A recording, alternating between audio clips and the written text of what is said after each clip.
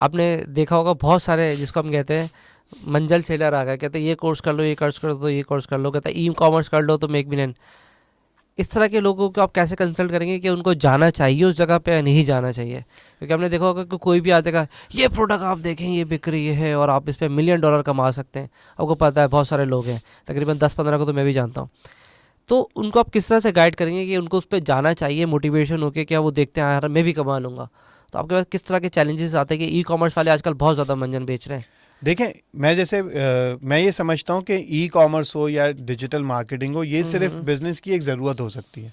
अगर आप अपने कोर बिजनेस को नहीं जानते ना, तो आप उससे कभी भी बेनिफिट नहीं हासिल कर तो सकते। ही है। जो लोग अपने कोर बिजनेस को छोड़कर उस तरफ जाते हैं ना, तो वो फंसते हैं, क्योंकि उनके पास कुछ बेचने के लिए तो होता नहीं है। और हमें भी पता है कि ये जितने कोर्सेज को बेचना भी तो एक मार्केटिंग है ना। तो ही है।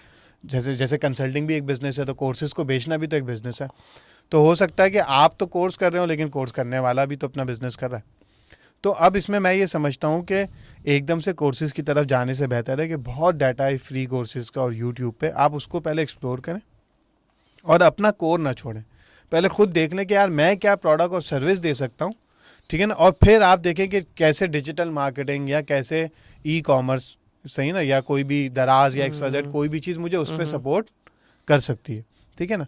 अब जैसे मेरे एक यूनिवर्सिटी का स्टूडेंट है, अब उसने अपने फर्स्ट ईयर में दराज पे काम शुरू किया था, और अभी माशाल्लाह वो उस नीश में जो है ना वो इम्पोर्टर है, और hmm. He is making more than $1 crore in a month, ठीक है ना। सही। अब वो क्यों इतना आराम से वो काम कर रहा है? क्योंकि वो अपनी कोर को जानता है। कोर प्रोडक्ट जो उसके पास है ना, वो उसको उसका जानता है। चैंपियन है।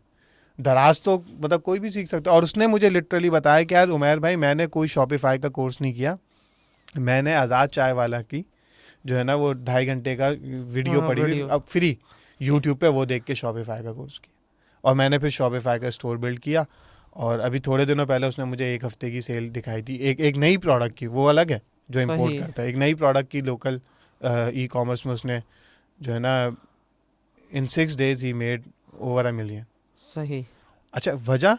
क्योंकि वो अपनी कोर को जानता है।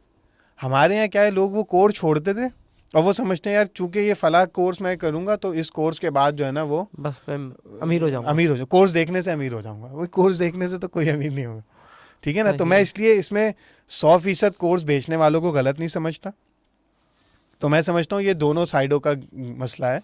कोर्स बेचने वाला भी शायद आपको उसको। बहुत ऊंचे ख्वाब दिखाता है, और कोर्स करने वाला उन ख्वाबों को देखते हुए जो है ना वो कोर्स कर जाता है, उसे लगता है सिर्फ वीडियो देखूंगा और पैसे मिलेंगे।